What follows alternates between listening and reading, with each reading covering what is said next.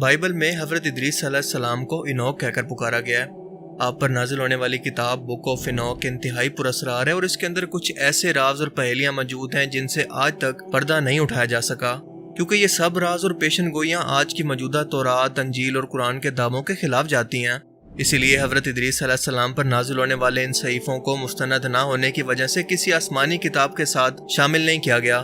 خصوصاً بائبل یا تورات کے اندر، جن کے اندر اور بھی کئی انبیاء کرام پر نازل ہونے والے صحیفے شامل ہیں۔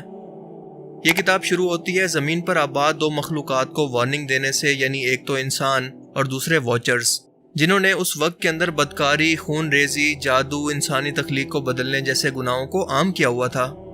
اس کتاب کا کچھ حصہ 1947 کے اندر ڈیڈ سی اسکرول سے بھی دریافت ہوا تھا۔ آج سے 200 سال پہلے یہ کتاب دنیا کے سامنے منظر عام پر آئی تھی، جو کہ حضرت عیسیٰ علیہ السلام کی پیدائش سے بھی 200 سال پہلے کسی شخص نے لکھی تھی، یعنی یہ اپنی اصلی حالت کے اندر موجود نہیں تھی، بلکہ اسے کسی نے ادریس علیہ السلام سے لکھ کر منسوب کیا ہوا تھا، جس کے سچا اور جھوٹے ہونے کی کوئی گارنٹی نہیں ہے۔ کرسچین کیلنڈر کی شروعات کے تقریباً 100 سال کے بعد، یعنی 100 عیسوی کے اندر اس کتاب کو تورات اور انجیل دونوں سے نکال دیا گیا، کیونکہ یہ کچھ ایسی پیشن گوئیوں کا ذکر کرتی ہے جس کے متعلق نہ چرچ کے پاس کوئی جواب تھا اور نہ یہودی ربیوں کے پاس، اور اسلام اس وقت تک آیا نہیں تھا۔ قرآن کریم کی 2 صورتوں کے اندر حضرت ادریس علیہ السلام کا ذکر آیا ہے، ایک تو سورہ مریم کی آیت 55 کے اندر، جہاں پر اللہ نے آپ کو سچا نبی کہا ہے، دوسرا سورہ الانبیاء کی آیت 85 اور 86 کے اندر، جہاں پر اسماعیل علیہ السلام اور ذوالکفیل علیہ السلام کے ساتھ آپ کو بھی صبر کرنے والا اور نیک بخت کہا گیا ہے۔ بائبل کے مطابق آپ کا نام ذوق تھا اور آپ حضرت آدم علیہ السلام کے تیسرے بیٹے شیس کے بیٹے انوش کی نسل میں سے ہیں۔ آپ کے والد کا نام تھا یادر۔ آپ کا ایک بیٹا بھی تھا جس کا نام تھا متو شالخ۔ ادریس علیہ السلام حضرت نوح علیہ السلام کے پردادا بھی ہیں اور آپ نے 365 سال کی عمر پائی اور پھر اپنے مادی جسم کے ساتھ آسمان پر اٹھا لیے گئے۔ آپ حضرت آدم علیہ السلام کے 500 سال کے بعد اس دنیا میں تشریف لائے اور آپ پر 30 آسمانی صحیفے نازل ہوئے۔ ان صحیفوں سے ملتی جلتی معلومات 3000 سے 3500 BC، یعنی حضرت عیسیٰ علیہ السلام کی پیدائش سے بھی 3500 سال پہلے کچھ مٹی کی تختیوں پر یا پھر ٹیبلٹس پر لکھی ہوئی ملی، جن کو کہتے ہیں سمیرین ٹیبلٹس، جو زیادہ تر آج کے موجودہ عراق سمیت اس کے آس پاس کے ملکوں سے بھی دریافت ہو چکی ہیں، کیونکہ سمیرین تہذیب یا عراقی تہذیب دنیا کی قدیم ترین سویلائزیشن میں سے ایک ہے اور یہ انتہائی ترقی یافتہ مانی جاتی تھی، اور اسی قوم نے پہلی بار چیزوں کو لکھنے کا تصور دیا۔ ان سمیرین ٹیبلٹس کے اندر ایک انتہائی جائنٹ قسم کی انسانی مخلوق کا ذکر ہے جس کو انوناکی کہا گیا ہے، جبکہ بک آف انوک کے اندر اس مخلوق کا ذکر نفیلیمز کے نام سے موجود ہے۔ بائبل میں جینیسس 21-24 حضرت ادریس علیہ السلام کے بارے میں بتاتی ہے کہ وہ خدا کی تلاش کے اندر آسمانوں پر نکلے اور اللہ نے انہیں وہاں پر روک لیا۔ بالکل یہی بات قرآن کریم کے اندر بھی موجود ہے، جس کے مطابق حضرت ادریس علیہ السلام کی روح کو اللہ نے چوتھے آسمان پر قبض کر لیا تھا، یعنی قرآن کے مطابق ہم نے ان کو اونچی جگہ پر اٹھا لیا، اور سفر معراج پر آپ صلی اللہ علیہ وآلہ وسلم نے ان سے چوتھے آسمان پر ملاقات بھی کی تھی۔ ابن کثیر قصص الانبیاء کے اندر یہ بیان ہے کہ حضرت ادریس علیہ السلام نے ایک بار یہ خواہش کی کہ وہ موت کے فرشتے سے جانے کہ ان کی کتنی زندگی باقی ہے۔ جب وحی کا فرشتہ آپ کے پاس آیا اور آپ نے اس سے اپنی خواہش کا اظہار کیا تو یہ فرشتہ آپ کو لے کر چوتھے آسمان پر ملک الموت کے پاس پہنچا۔ ملک الموت نے یہ سوال کیا کہ ادریس علیہ السلام اس وقت کہاں پر موجود ہیں؟ جواب ملا کہ میری پشت پر بیٹھے ہیں۔ ملک الموت حیران ہوا کہ میں پریشان تھا کہ اللہ نے مجھے حکم دیا کہ ادریس علیہ السلام کی روح کو چوتھے آسمان پر قبض کروں، اور میں سوچ رہا تھا کہ ایسا بھلا کیسے ممکن ہوگا، کیونکہ وہ تو اس وقت زمین پر موجود ہیں۔ لہٰذا اسی جگہ پر حضرت ادریس علیہ السلام کی روح کو قبض کر لیا گیا۔ اب یہاں پر انسانی مادی جسم کے ساتھ حضرت ادریس علیہ السلام کو فرشتے کا چوتھے آسمان پر پہنچانا سائنسی طور پر تو بظاہر ناممکن سی بات ہے، پر یہ سفر ہمیں بتاتا ہے کہ آسمانی دروازوں کے اندر یقیناً کوئی نہ کوئی ایسا راز چھپا ہوا ہے جہاں سے کسی خفیہ پورٹل سے گزر کر فرشتے زمین اور آسمان کے درمیان سفر کرتے ہیں، اور اسی راستے سے حضرت ادریس علیہ السلام کو گزارا گیا تھا۔ اب یہ پورٹل، شارٹ کٹ راستہ، آسمانی دروازہ کہاں پر اور کیسے موجود ہے، اس کا راز بھی یقیناً ان آسمانی صحیفوں کے اندر ہنٹ کی صورت میں کہیں نہ کہیں پر موجود ہونا چاہیے۔ اسی لیے کانسپیرسی تھیوری بہت مشہور ہے، جس کے مطابق امریکہ نے جب عراق پر حملہ کیا تھا تو اس کے پیچھے وجہ صرف آئل اور مسلم دنیا کا اتحاد نہیں تھا، بلکہ یہ سمیرین ٹیبلٹس بھی تھی جنہیں وہاں سے چرا کر برطانیہ اور امریکہ منتقل کیا گیا، جن میں سے زیادہ تر کو ابھی تک دنیا کے سامنے لایا ہی نہیں گیا، جبکہ جو دنیا کے سامنے موجود ہیں ان میں سے صرف ایک عراقی میوزیم کے اندر موجود ہے، جبکہ باقی امریکہ اور برطانیہ جیسے ملکوں کے اندر، کیونکہ یہ لوگ مانتے ہیں کہ انہی ٹیبلٹس کو ڈیکوڈ کر کے انہی آسمانی راستوں کے راز کو سمجھا جا سکتا ہے جنہیں حضرت ادریس علیہ السلام نے اس فرشتے کے ساتھ طے کیا تھا۔ اب یہاں پر ایک بات جاننا انتہائی اہم ہے کہ چوتھے آسمان پر پہنچتے وقت حضرت ادریس علیہ السلام کی روح کو قبض کر لیا گیا تھا، یعنی اگر یہ راستہ تلاش کر بھی لیا گیا تو انسانی مادی جسم اس کی سختیوں کو برداشت نہیں کر سکتا۔ بک آف انوک کے اندر لکھا ہے کہ اللہ نے ادریس علیہ السلام کی آنکھوں سے آسمان کا پردہ اٹھا دیا تھا تاکہ وہ ہماری نشانیوں کو دیکھ سکے۔ یہاں یہ بات بالکل واضح ہے کہ اللہ نے یہ پروٹوکول خود حضرت ادریس علیہ السلام کو دیا تھا، یہ عام انسان کی پہنچ کے لیے بالکل بھی نہیں ہے۔ یعنی اگر آج کا انسان اس راز کو جان بھی لے تو وہ پردہ اس کی آنکھوں کے سامنے بالکل ایسے موجود رہے گا جیسے دنیا کے باقی انسانوں کے لیے۔ اب یہ پردہ موجودہ بلیک ہولز بھی ہو سکتے ہیں، کوئی آسمانی دروازہ یا پھر کوئی پورٹل، واللہ عالم۔ بک آف انوک کو 5 حصوں کے اندر تقسیم کیا گیا ہے، جس کے اندر کافی حیرت انگیز دعوے کیے گئے ہیں، اور پہلا حصہ اس کا کہلاتا ہے بک آف واچرز، جو 300 قبل مسیح کے اندر لکھا گیا تھا، اور اس کے اندر بیان ہوتا ہے کہ آسمان پر موجود کچھ فرشتے جنہیں واچرز کہتے ہیں، حضرت ادریس علیہ السلام کے والد کے زمانے کے اندر زمین پر انسانی شکل کے اندر ایک پہاڑ پر اترے، اور یہ تعداد میں 200 تھے۔ ان کے سردار فرشتے نے باقی 199 سے یہ وعدہ لیا کہ ہم سب مل کر انسانوں کی نسل کو بگاڑیں گے، انہیں نئے نئے گناہ سکھائیں گے۔ لہٰذا انہوں نے طرح طرح کے گناہ، یعنی انسانی تخلیق کو بدلنا، انسان اور جانور کا ملاپ کروانا، اور فحاشی کو پھیلانا سکھایا۔ اسلحہ یعنی تلواریں، ڈھالیں اور زیور بنا کر بننا سنورنا سکھایا، جو کہ انسان اس سے پہلے نہیں جانتے تھے۔ بک آف انوک کے مطابق عزازیل یعنی شیطان نے انسانوں کو تلواریں، خنجر اور زرہ بنانا سکھایا تاکہ وہ آپس میں لڑ کر ایک دوسرے کا قتل کریں۔ اسی نے انسانوں کو قیمتی دھاتوں اور زیورات کے بارے میں بتایا تاکہ وہ خود کو سنوار سکیں، جس سے برائی اور بدکاری پھیلی۔ اسی نے انسانوں کو مورتیاں بنانا سکھایا، جس نے بعد میں نوح علیہ السلام کی قوم کے اندر دوبارہ سے شرک و بت پرستی اور نئے نئے گناہوں کی بنیاد رکھی۔ اسی مخلوق نے انسانی عورتوں کے ساتھ جنسی تعلقات بھی قائم کیے، جس سے انسانی جائنٹ پیدا ہوئے، جنہیں نفیلیمز کہتے ہیں۔ یہ جسامت میں انتہائی لمبے اور انتہائی طاقتور تھے، اور ان کی عمریں بھی بہت لمبی تھی۔ انہوں نے باقی تمام انسانوں کا شکار کر کے انہیں کھانا اور ختم کرنا شروع کر دیا، یہاں تک کہ یہ کسی جانور کو بھی نہیں چھوڑتے تھے، اور اس کے بعد یہ خود آپس کے اندر ہی لڑ کر ایک دوسرے کو قتل کرنے لگے۔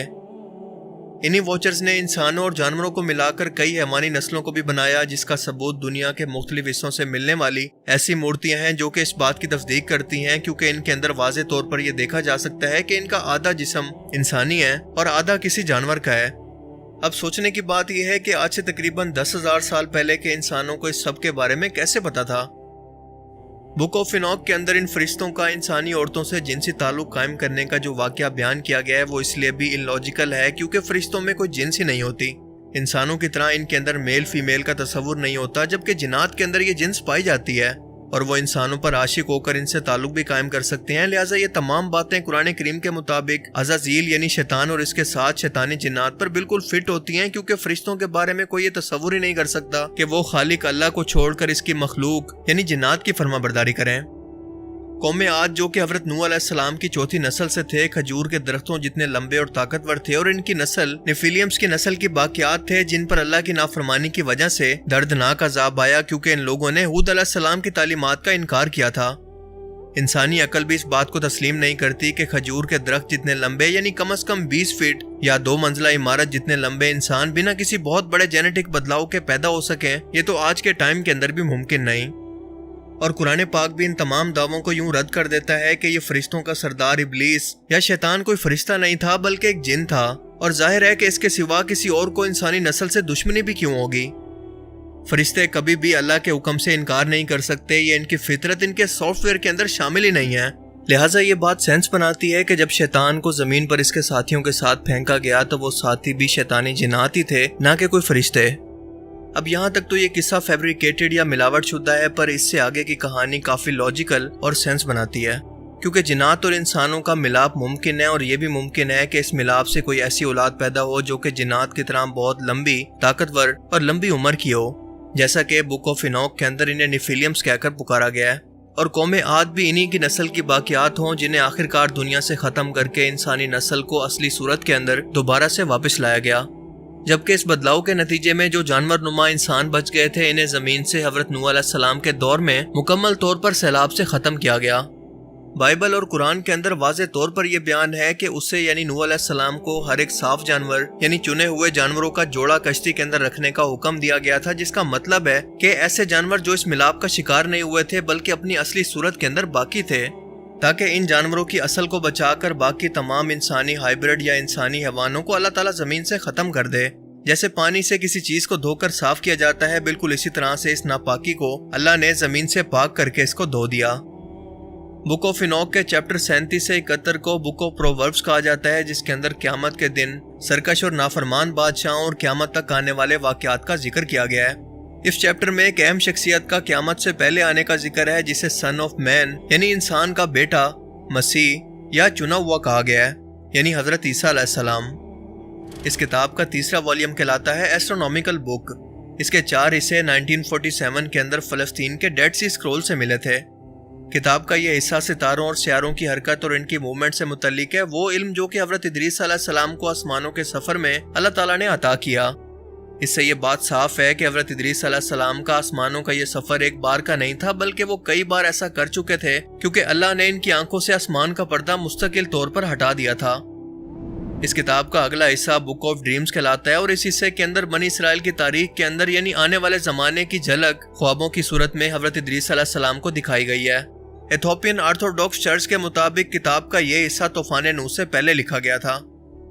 इसका अगला वॉल्यूम कहलाता है मैसेज ऑफ इनोक। माहिरीन के मुताबिक ये हिस्सा तकरीबन 170 से 200 कबले मसीह के अंदर लिखा गया था और इसको कई हिस्सों के अंदर तकसीम करके दुनिया की तारीख को 10 हफ्तों के अंदर तकसीम किया गया है, जिनमें से 4 माजी और 3 मुस्तकबिल के बारे में बताते हैं।